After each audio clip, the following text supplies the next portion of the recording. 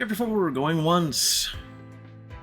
The next day, you and your friends gathered at Max's apartment above the LG Bean and Tea to run through the fundraising numbers. You came prepared with a color-coded spreadsheet, which you scroll through as your friends slump over the dining table. And the KPIs are missing here, obviously, but you can see in this pivot table that I compare the hourly income to our target number of... But try as you might to translate the spreadsheet for your friends, all you can think of is... Brad's hand lifting the rag, brushing it gently over your skin, his lips inches from yours until the two of you had to spring apart. You're, all set though, you just had some dust on your cheek. I can't believe you almost kissed me. Dex, we love you, but you're talking to a room full of, people who all just really hate math. Plus Alan. Then let me put Dex's math in layman's terms. Our first two events wildly exceeded my expectations, which, to be fair, were pretty modest. But the bad news is we have a long way to go. Yeah. So what do we do next? We're, not about to take back down when we're just starting to make progress. I just wish there was a way to make the cafe sustainable. Even if we pay the back rent, it'll take a lot to keep things running. You're right, but for now, we have to focus on what we can do. I have a couple of friends who work at an event center nearby. They agreed to let me use the space tonight for an auction. Tonight? What are we gonna auction in less than 8 hours? These to start. Max's wife, Leanne, settles over to the kitchen to set a box on the table, followed by a plate of cookies. They smell divine. Oh, Leanne, you're giving away your lemon spice cookie recipe? God, no, my grandmother would come back from the grave and kill me. She means all the stuff in the box. Max opens it. Inside, you see some of Leanne's sculptures crowded amongst the t-shirts, banners, posters, and pins. Whoa, you have a 90s Dyke March panel? It's from the first march, actually, in D.C. It's not worth a ton, but there's historical significance there. And personal significance. That's where Max and I met, but it's time we let it be someone else's good luck charm. Problem is, none of this stuff is enough for an auction. Not even close, so if you all have anything to pitch in, I'm all ears. What about auctioning experiences?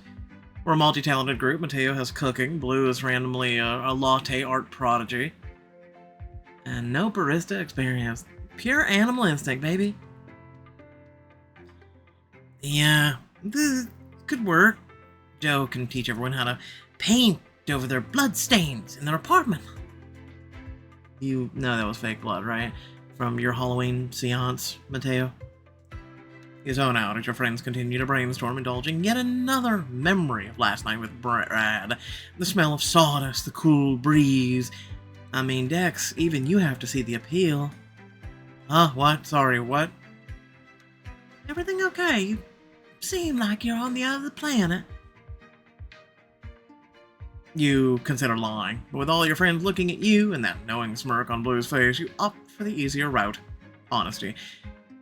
Sorry, I visited Brad's worksite last night and we almost kissed.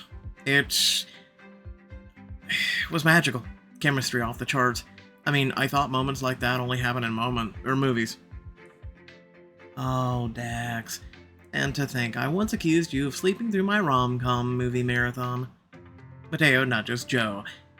Come to think of it, you've been distracted too, and you aren't doodling new flyer ideas. What gives? I might have spent some more time with Tess last night. It wasn't a kiss, but it felt like I was headed in the right direction. You should have told me that. A fist bump over Max and Leanne's dining table, both grinning. Sorry, I know we need to sort out the whole auction thing. Not sure where to go from here, or when I'm going to see Brad again. Well, I hear there is a hot new event happening tonight. 1 hour of frantic planning later, you and Joe are in the apartment, both staring at your phones like you're about to explode. Why is sending one text harder than organizing a same-day auction? I should be able to text her. I text people all the time. Okay, how's this? We'll do it together. I text Brad an invite, you text Tess, and then we throw our phones into the incoming traffic. Perfect. You both copy and paste the already workshop text from your notes app, hitting send before you can overthink it again. Hi, random, but the cafe's organizing an auction tonight. Any interest? Count me in. Stoked to see you. Monkey emote wink. He's in. Do you think these emojis are flirty, or are they just, like, punctual? A winky face and a shy monkey seem like a dead giveaways, right? I need to study all his recent texts to know for sure. I mean, maybe all of his friends just get shy monkeys. Suddenly, Joe's phone buzzes, and she almost fumbles it out of shock. Tess is in too. Awesome. But now the idea of seeing Brad again is so imminent, approaching a reality, you can't help but feel a twinge of apprehension. I know that look, you're overthinking again. This is so good, dude. I know, but if I fall for a guy who just wants something casual again, I feel like the biggest idiot alive. What if he loses interest? I mean, we hardly know each other. He probably thinks I'm this cool, chill guy. Joe laughs brightly, then sobers when she sees your face. Oh, you were serious. I hate this limbo state we're in. Is it way too soon to just ask him out? No, not really, since you've been on 2 dates, technically. I mean, maybe not. Him almost kissing you is a good sign, right? Maybe tonight's the night you make a move. When did you get so emotionally mature? I expected us to be dry heaving together. Oh, I'm worried about Tess too, but what we have right now is good, really good. I don't want to mess it up. But I guess I'm trying to think of tonight as a chance to test the water, see if this can actually be something. That's surprisingly reasonable. I like it. I can do reasonable. But if we're testing the waters with our mutual hotties, wouldn't hurt to dress up for them, right? Duh. Anything in your closet calling your name? Well, it's certainly better than the scarf. We can get rid of the scarf and have a necklace now. You change into the colorful one-piece look that you hope is the right mix of dressing up, while still saying, I can have fun. When you emerge from the bedroom, Joe gives you some approving snaps. Dude, who knew sweaters could look that hot? Don't sound so surprised. Should I send Brad a picture? Would that be chill and casual, or insane and desperate, or both? Laughing, she grabs your arm and steers you towards the door. Let's, let him see in person. That way you can get the full reaction. Trust me. When you arrive at the event center, the rest of your friends are already gathered. There are tables and seating on one side, and the other... that's a hell of a stage. I didn't realize we were going to be somewhere with chandeliers. Good thing I wore something on the dressier side. Maybe you can help us attract some buyers with deep pockets. We've put together a good haul. Behind your friends is a large table of items you're auctioning, from the bean and tea gift card, spare merch, and a familiar espresso machine. Wait, yes, you're letting us sell Mr. Bean? He's always been our backup machine. Only because desperate times call for desperate measures. Blue donated some stuff too, and we've got signed copies of Alan's newest book. Alan, your signature is unintelligible. It looks like a toddler defaced this book about, orca whales? But look, I drew a rainbow too. Sure enough, there's a cheery-looking rainbow on the front flap of the books. Next to Alan's books are the items Max brought from her apartment, including a weathered poster. How long has she had that? Wow, Max, you were at the SF Pride March in '78. Isn't that when the rainbow flag became a thing? Yep, 9th anniversary of my Stonewall riots, and the first ever march is a baby butch. Oh, it's hard to picture you as a baby gay. I feel like you came out of the cradle with elder energy. I'll choose to take that as a compliment if you help me arrange these t-shirts. We should order them by size. You help everyone arrange the items that are up for auction. The room gets more crowded by the minute, and then a voice calls out to you. Hey, you know what we can't say? A lot of these words, because of YouTube. Also the fact that apparently, unless you are one of these select few people, even if you are, then, you know, people get upset because you said the word. 2024, everyone. Welcome to it. Hello there. You blink because you turn to face him, half expecting that he's just a figment of your imagination. But it's really Brad. He's really here. He almost kissed you, and now he's here. Hey, I'm glad you could make it. It means a lot. I know we've demanded a lot of event attendance recently, and... Hey, I can think of a better way to spend my time. Whatever smooth reply you were planning to make gets caught in your throat and you swallow thickly. You look, professional. Sounds too serious, but, good? The outfit looks good. You look great. Did he really just say that? You pinch yourself. Oh, okay, ow, definitely not dreaming.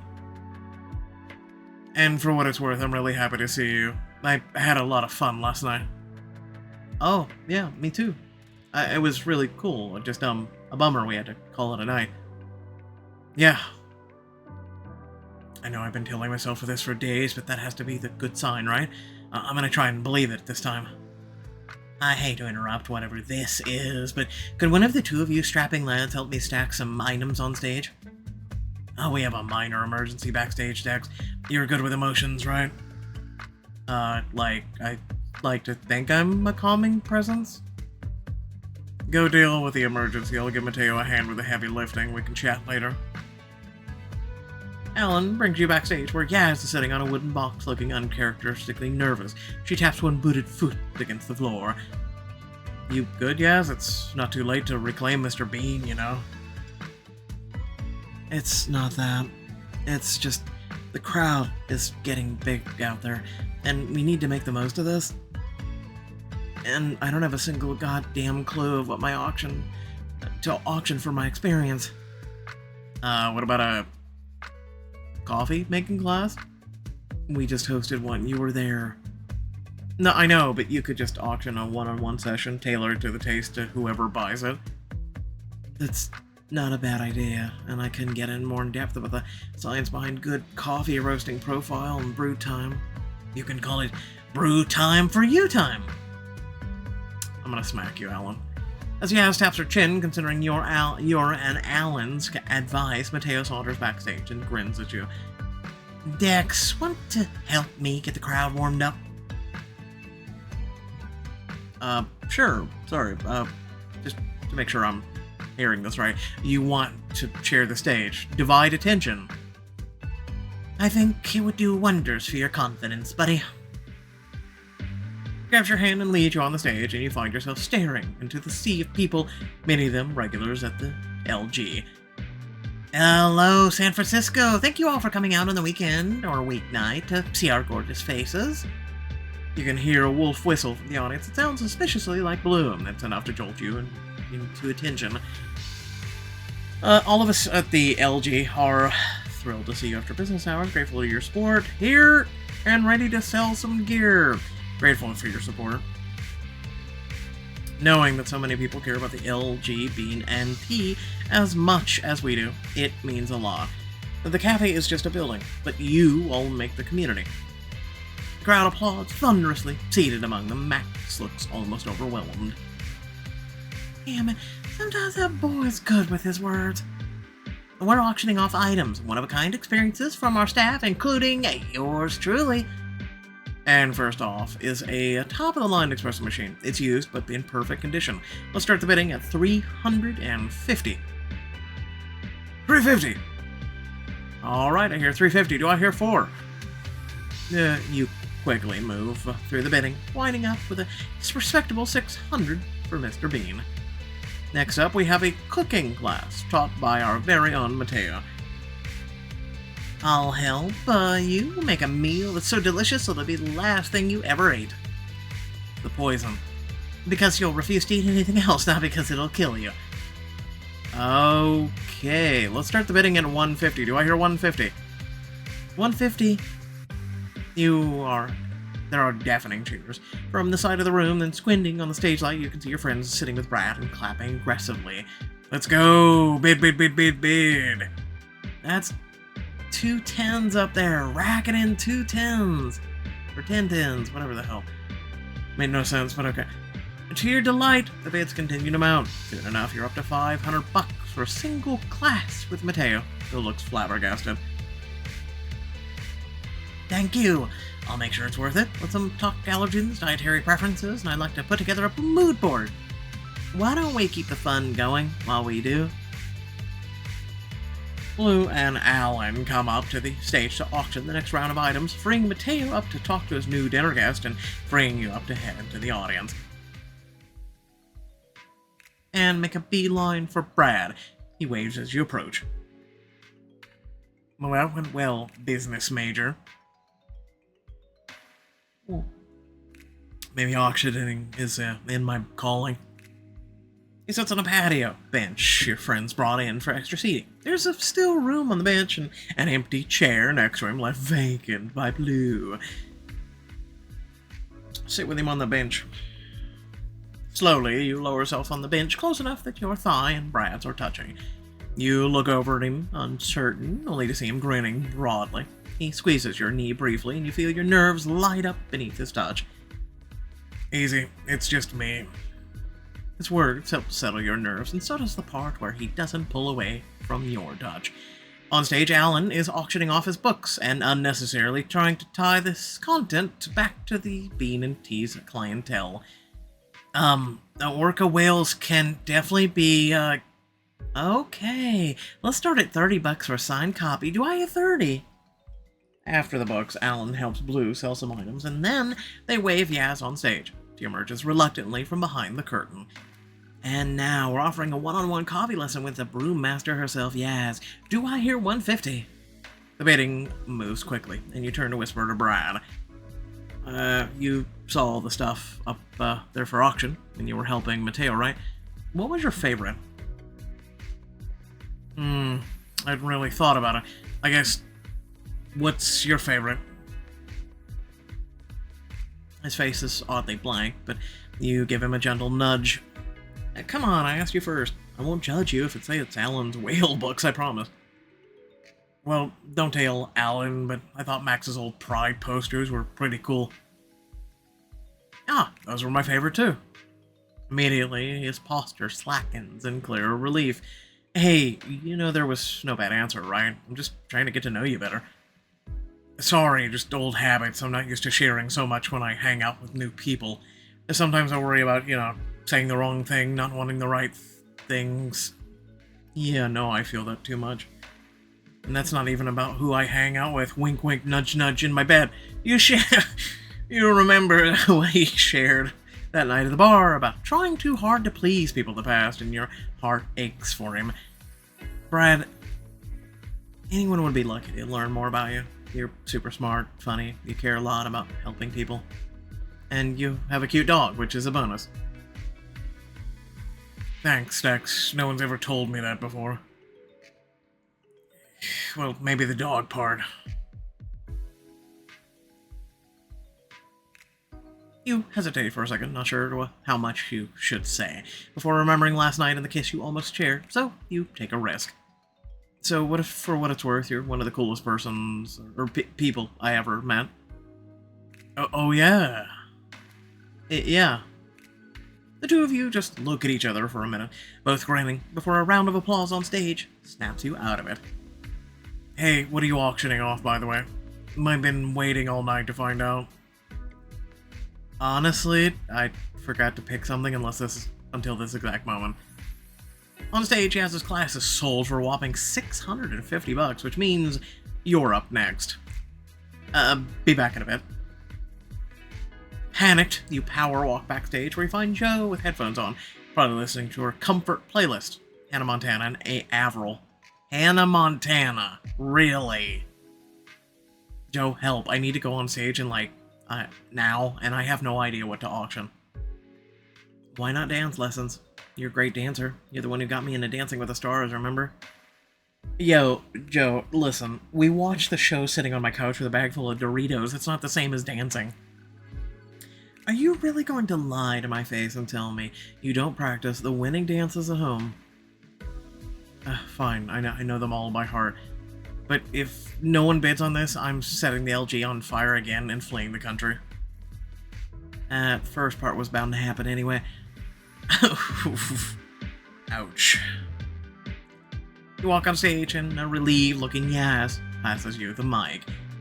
Okay, next on the docket is tango lessons. Taught by yours truly. Let's start the bidding at $75. Damn, Dex. Have some ambition, the cafe needs cash. 75 is 75, shut up. Believe me, I know. I'm just luring them with a low ball price, I hope. $200. You blink, shocked. Having to teach some rando how to tango doesn't seem so bad, but not if it's Brad. Okay, 200 going 300. Glare at blue, only see the mouth something. Trust me. Okay, that's 300. Do I hear 320? Okay, sold.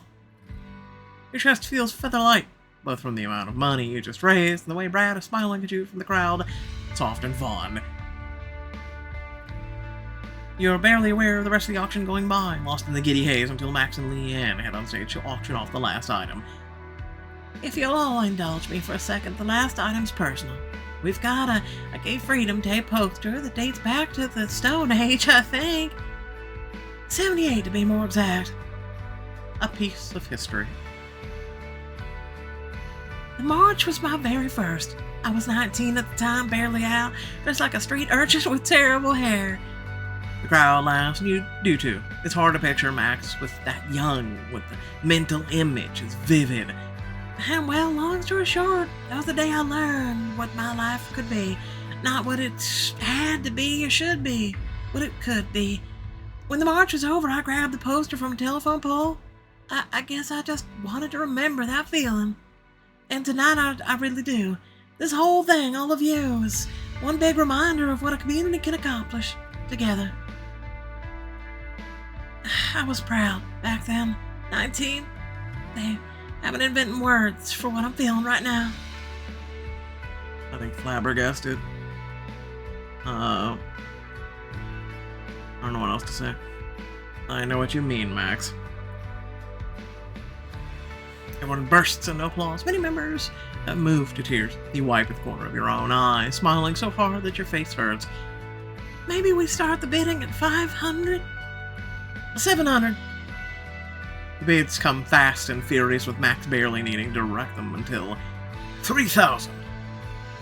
3,000 going once, twice, sold. The moment Max and Leanne step off stage, you and your friends find her. You're the first to pull her into a hug, and the others follow suit. Max, that speech was amazing. There wasn't a dry eye in the house. And I live streamed it all on my Picta.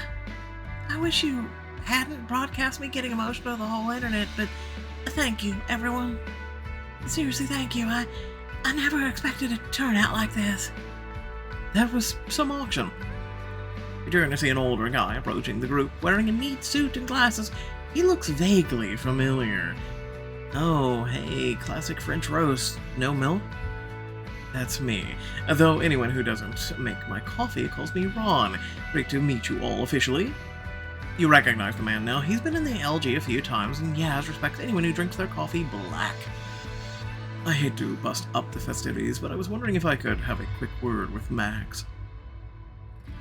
I work for a non-profit in the area, and I was thinking there might be something we can do to help your cafe fundraise. The Bean and Tea's been a pillar of the community for ages, and like you said on stage, there's not a lot our community can't do together. That's very kind of you. We're in a tight spot, but my wife and I would love to hear more about your work. You leave Max, Leanne, and Ron to chat about Brad a few feet away. He smiles brightly when he sees you walking towards him. It seems like that went pretty great. You have a lot of people in your corner. Something about the way he says it makes you wonder if he's talking about more than just the cafe. You clear your throat, suddenly feeling warm. Yeah, speaking of which, thanks for bidding on my dance class. I was ready to run off stage if it didn't sell. I'm just happy I won. Not to put you on the spot, but is there any chance I can cash in on the class now? You want to dance with me here, now? I mean, we could go someplace a little quieter. I think the roof is accessible from this floor. Or if you don't mind, a short drive. There's a spot I know in Golden Gate Park that would be perfect.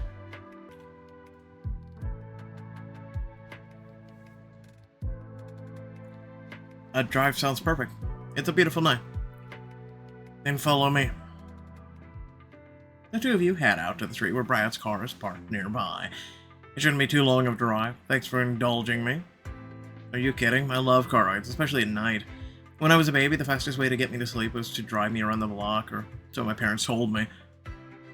Just don't fall asleep on me yet. You owe me a dance, remember? Yes, sir. Brad's eyes darken slightly at that. You hop into the passenger seat to stop yourself from staring at him. But once he cracks both of your windows and begins to drive, the night air washes over both of your faces. You can't help glancing at him, nervous and giddy. The next time you steal a glance, he's looking back at you, his gaze curious and soft. You doing okay over there? Yeah, just wondering. If you have any hidden talents, besides the whole being a genius professional architect thing. Genius is way too generous, if... very nice of you to say. I stand by it. As far as other talents go, I was the 5th grade spelling bee champion, if that counts. Oh, an architect genius and a spelling prodigy. Damn, do you remember your winning award? Embarrassed. That tough to spell when you're 10 years old. I'm impressed. Stop. You'll embarrass me. But he winks and you feel your cheeks warm, even with the windows rolled down. A little while later, the two of you reach the Golden Gate Park, and Brad parks along one of the main roads through the sprawling space. He gently nudges you with his shoulder. We're on foot from here. Time to wake up, sleepyhead. I did not fall asleep. You got awfully quiet a little while there. Only because you're busy looking at him, how gorgeous he is. But you can't say that out loud.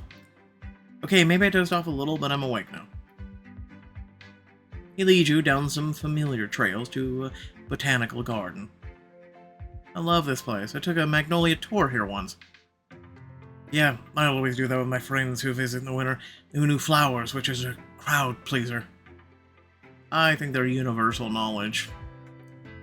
The garden is officially closed, but Brad strides in confidently leading you around the front gate. Are we allowed in here? Officially, no, but an old classmate of mine oversaw some of the planning in the eastern section, so... Oh, so we're going to name drop them aggressively if someone spots us. Bingo! Yell Derek in case of emergency. And if that fails, just say I coerced you into trespassing. I can't throw you under the bus. How else are you gonna swoop in and save me from trespassing charges? He gives you a sidelong glance, his gentle smile curving into something more playful, something warmer. For you, I think of something. God, I'm in trouble with this man. Hopefully the good kind of trouble. He guides you past the main pathways to a secluded, moonlit garden. The trees block out almost all the sound, making the space feel much more remote than it is, like you're totally alone. So, wow. I've never seen this part of the park. It's so quiet. Are you going to murder me out here? Quiet. The leaves are rustling. I can almost hear myself think, which is less relaxing. No thinking here, just listen. The two of you stand still, and you close your eyes, letting the sound of the garden wash over you. The sound of Brad's gentle breathing as he waits by your side. Okay, I retract my earlier concerns. This is nice. Beckoning you to follow, Brad leads you to a bench beneath a stone gazebo where you sit side by side. It's the most undeniably romantic location you've ever been to, and the knowledge that he brought you here for a private dance lesson he paid a hefty sum for makes your head spin. How'd you know to bring me here anyway? This doesn't seem like the place you stumble across on a guided tour. If you weren't watching him so closely, you would have missed it, but he looks torn for a split second, his brow furrowing. But before you can start to apologize for prying, he sighs and smiles ruefully. I don't think I've ever told anyone about this, actually. I found this place last year, pretty much by accident. I'd had a really bad day at work. The budget for a food bank we were renovating got basically slashed in half. I had to break the news to the org's rep. You know that kind of thing isn't your fault, right? I know, or I guess I know that intellectually, but it's hard to remember sometimes. I wanted to go clear my head somewhere, like anywhere, but I had evening plans and couldn't drive out of the city. So I went for a walk, wound up here. The minute I sat down here, everything felt so much more manageable.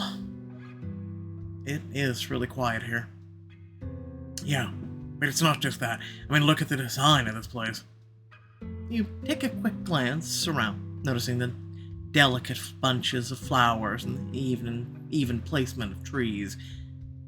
It looks thoughtful. Exactly. Any space, building, garden, whatever, needs to feel at home in its own surroundings. You can tell if it doesn't, right there. He places a hand over his heart. But when I sit here, I feel the sense of belonging, like I'm part of something bigger. From the gazebo to the wind to the trees. It helps ground me, I guess. And I wanted to feel like that for this. To drink it all in here with you. He lets out a soft laugh, rubbing the back of his neck. Sorry, that probably sounds hopelessly corny. No, it actually makes sense. I feel calmer just being here. What you're describing, then, is that instant peace. I can feel it. Really? Yeah, I mean, it's beautiful. It's isolated. Even the air feels cleaner here, you know? It's because it is, actually. I'm sure it's a great place to sort things out. I wish I had somewhere like it. Well, you can always come here. You know the Derek trick now. Oh, you're a bad influence. Or a really good one. Jury's still out. You smile at him, feeling suddenly shy, and then he grins.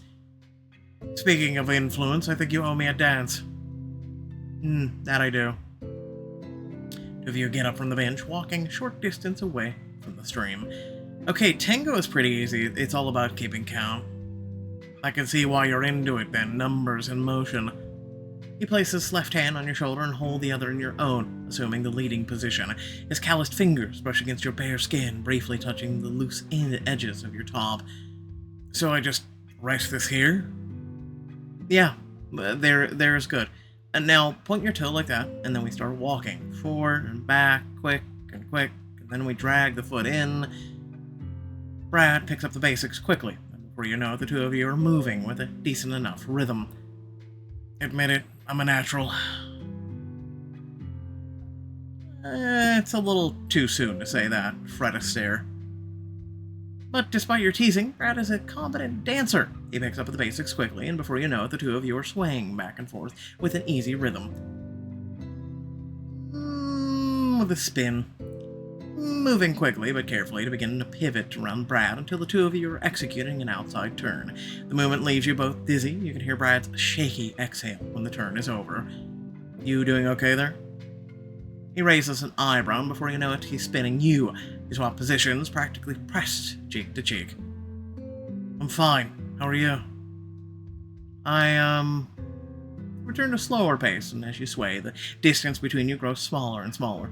The warmth of his touch, the smile in his voice gives you a surge of confidence. You know, I wish we hadn't got interrupted last night. He stares at your pupils, brown, his gaze travels lower down until it settles on your lips. Interesting. I was just thinking the same thing. Suddenly dropping your hand, he settles his palms against your waist and tugs you even closer. You inhale sharply. Full disclosure, I've been thinking about it ever since. Brad, what exactly are you thinking about? He hummed, flicking his lips in what seems like an unconscious movement. You can't tear your eyes away. It's easier if I just show you. He tilts his head, breath on your cheek, and before you know it, the two of you are kissing. You spent so much time imagining this. What would happen, what it would feel like, the reality, wind on your face, the faintest smell of his cologne is better than anything you could have dreamed up. All too soon. You pull away to breathe. Brad's eyes are wide, and when he smiles at you, he looks as breathless as you feel.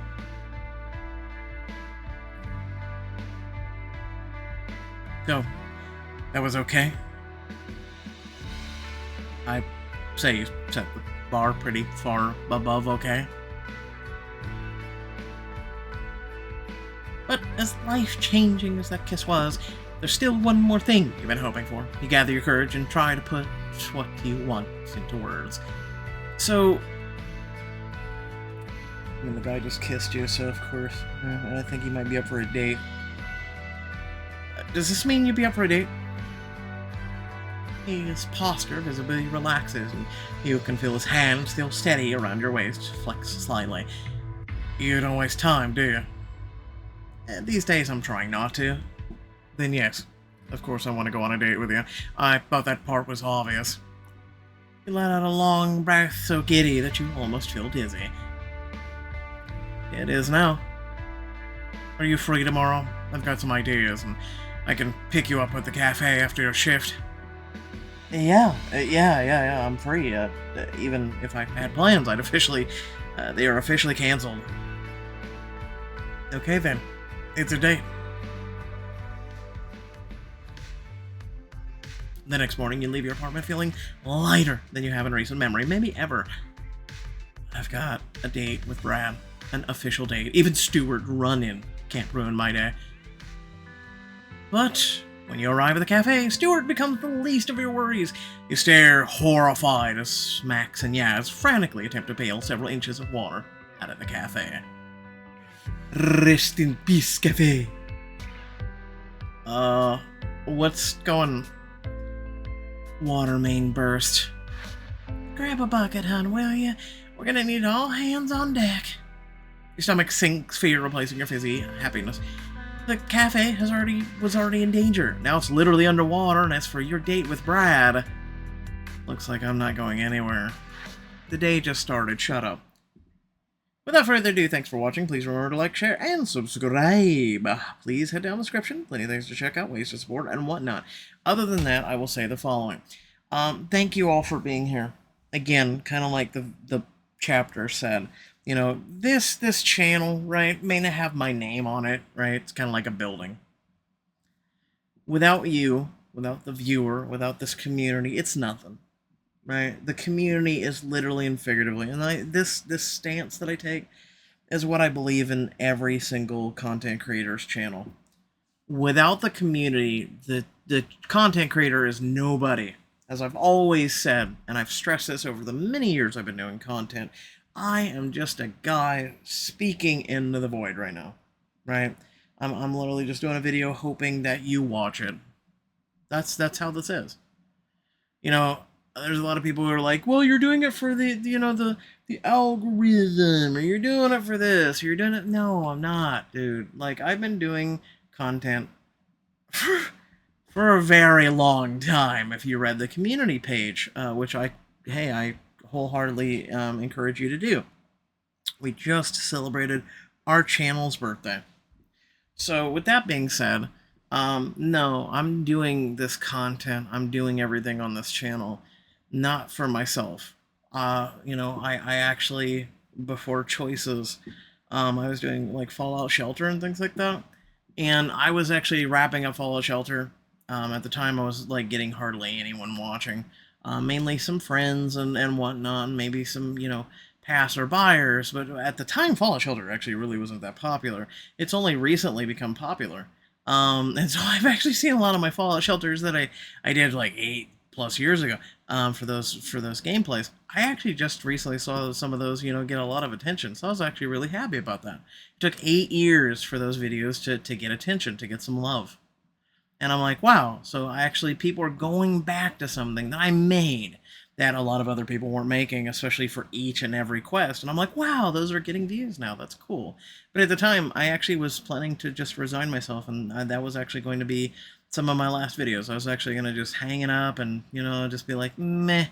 And I saw choices pop up, and I was a huge choices person, and I was like, all right, let me just give this a try. Because I really saw this app, and I saw this game as something that I really dug. Like, I was into Detroit Becomes Human and a lot of other choices-based type games, and it was something that I've always loved. It's been forefront of who I am, of having a choice in anything. But it picked up, and I've been doing it ever since, and I did, a lot of other games and apps too along those lines. So, yeah, no, it's something that I've always been into.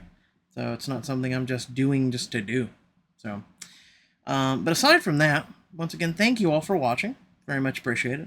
Hopefully, once again, you did enjoy. Let me know in the comment section below what you thought. But, yeah, catch you all later. Peace out.